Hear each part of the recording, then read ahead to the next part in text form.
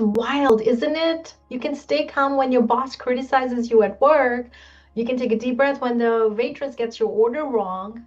But then one tiny moment at home, your toddler refuses to put on shoes or your teenager refuses to put out trash, and suddenly you are the one losing it. Why does it happen? Why can we stay composed and calm elsewhere except with the people we love most, especially our kiddos and sometimes spouse? Here is the truth. You are not a bad parent for losing your cool. You are a human whose nervous system is trying to protect you at the exact same moment your child's nervous system is completely falling apart. Dun, dun, dun. And if that sounds familiar, you are in the right place, because this video isn't about fixing your child's behavior. It's about understanding what's really happening underneath it. What's unfolding in those moments is not disobedience, it's biology. And once you learn the science behind it, I promise you, you will stop reacting to the chaos and start responding to the need, because your child's nervous system isn't giving you a hard time. It's asking for your calm to find its way back home. Hi, I'm Jahanvi Shah, an emotional intelligence parenting coach and a founder of Authentically Parenting, where we blend neuroscience, nervous system wisdom, and heart-based connection to help parents raise emotionally intelligent kids without losing themselves in the process. For years, I thought staying calm during my kids' meltdown meant controlling my emotions better. Did you too? I don't blame you. But neuroscience taught me something so much deeper, that calm is not control, it's co-regulation. And once I began applying those tools in my own home with two very real, strong-willed kiddos, so much shifted. Our home didn't get quieter because the tantrums disappeared. They still exist. It got calmer because I stopped spiraling with them. In today's video, I'll share the science behind tantrums, what's really happening inside your child's brain, and the practical step-by-step way to respond without losing your cool or your connection. Because when you understand what's really driving your child's behavior, you literally unlock the power to lead with calm, not control. You stop firefighting emotions and start rewiring connection. Let's look at what's really happening inside a tantrum.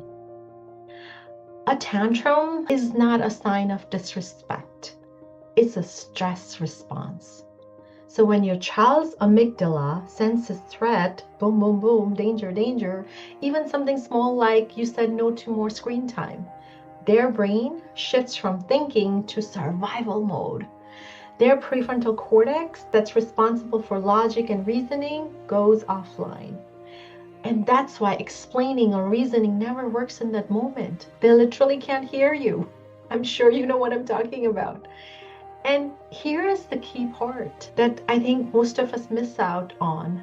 Your brain literally mirrors theirs. Their stress activates your stress. Their yelling triggers your yelling. This is dysregulation. Two nervous system dancing and chaos. But the same science can work for you.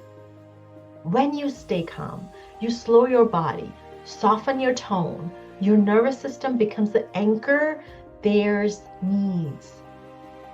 That's co-regulation. When you're calm, becomes contagious. It's not about perfection, it's about presence. Super powerful, right? We can use the same logic or same science and make it work in our favor. Right? You might be wondering, but why can't I stay so patient at work or with other people and lose it so fast with my own child? Let me explain. It's because people closest to us literally activate the deepest part of our nervous system, the ones wired for attachment and belonging. So when your child melts down, your body doesn't just see a behavior, it feels threat to connection. At work, your brain knows how to stay professional, right? It's practiced that calm mask for years. But at home, your child's tears or defiance awaken your own childhood wiring. The moment you once felt powerless, unseen, or unheard, that's why these tiny moments can feel huge. It's literally knocking our doors. Knock, knock. There is some old story coming up, right? A lot of us are not aware of it. I wasn't, certainly. But please know, it's not a weakness. It's basically a biology meeting memory. And the beautiful part, when you learn to regulate through that, you're not just calming the moment. You are healing your own nervous system while teaching your child how to calm theirs. That's powerful. So there are two most common parenting traps I want to share with you. Most of us were never taught how to handle big emotions, right? So we swing between two extremes. We either go into control mode or we go into collapse mode. Control or collapse. We don't know middle way. A lot of us don't, right? So the control mode is what? We tighten up, we yell, we demand, we say stop crying or I'll give you something to cry about. We do it because we're scared that if we don't control it, it will never stop.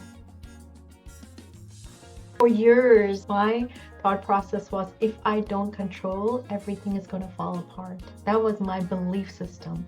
I had to control in order to feel safe.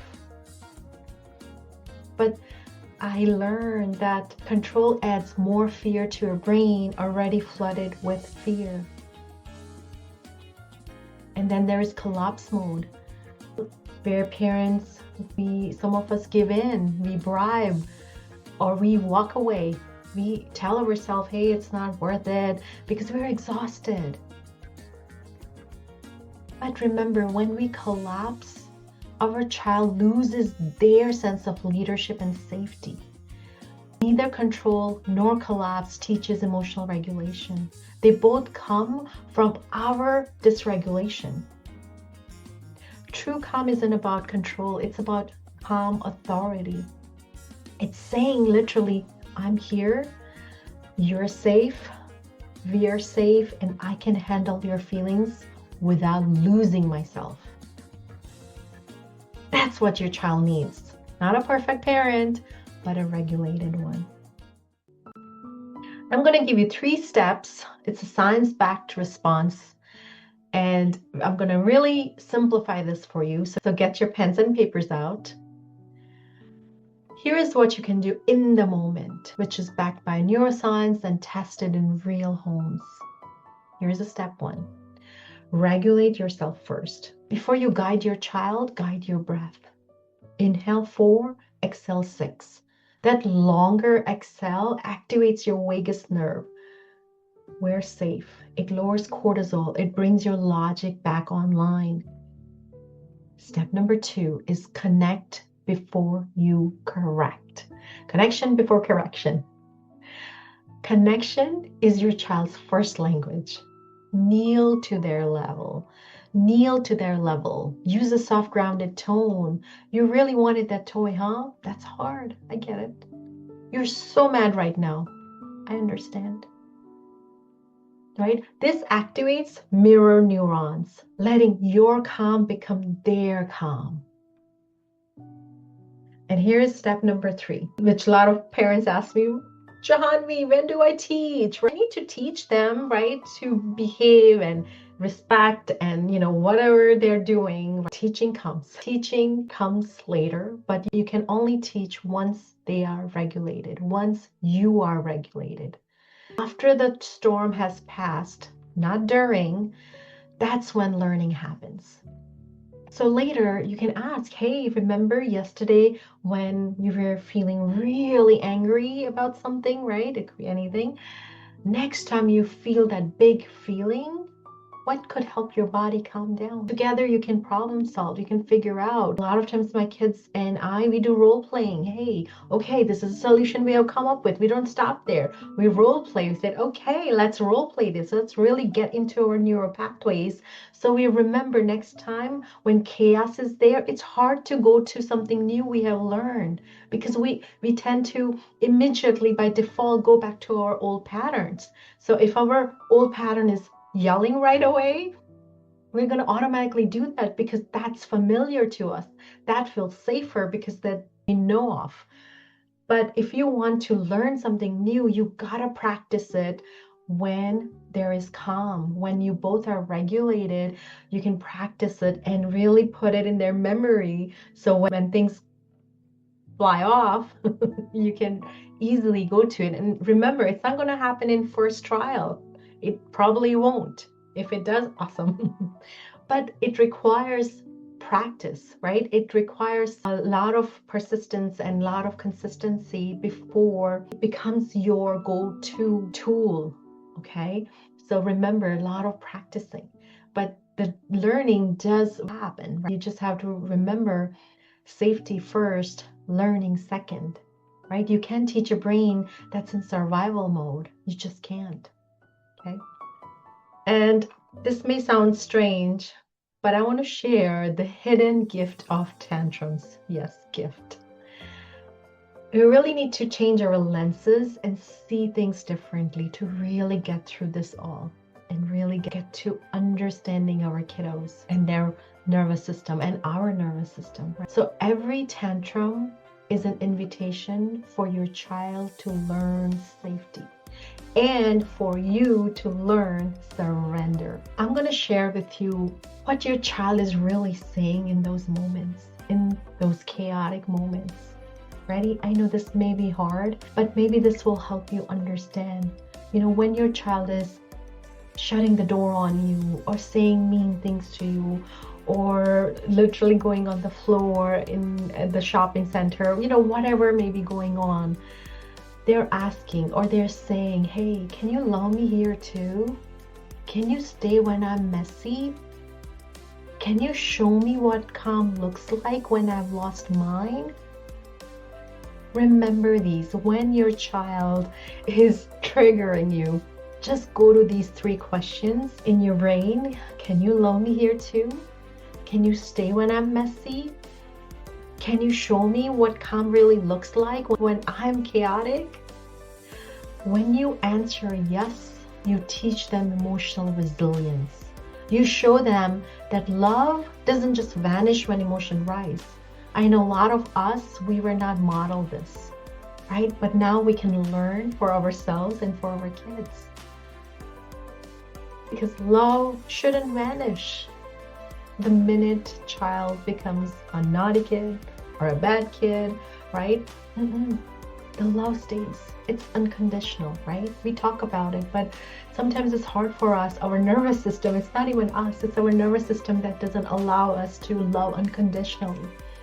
Because there are so many old stories knocking on our doors and we get triggered by things around us. But there is always first step you can take, and that is to really model repair. And that's how generational healing happens. Because conscious parenting, gentle parenting, isn't about never yelling again. That's not practical. We are humans.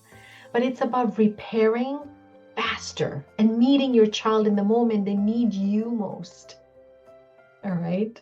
If this message spoke to your heart and you're ready to start bringing more calm connection into your home, I have created something really special for you all. You can download my free guide, the Emotionally Intelligent Parenting Starter Guide. It will help you decode your child's big emotions and really begin building emotional safety right away.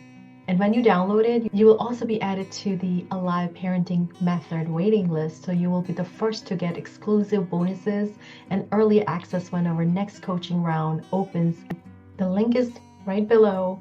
It's my gift to help you take your first step toward calmer, more connected parenting today. If this video helped you see tantrums differently, hit subscribe and share it with another parent who is ready to bring more peace into their home. Because this isn't just about parenting, it's about rewiring the emotional story of your family. Your child doesn't need a perfect parent, they just need your presence. And remember, your calm isn't a small thing. It's a revolution, and it begins inside you. Lots of love, and see you next week.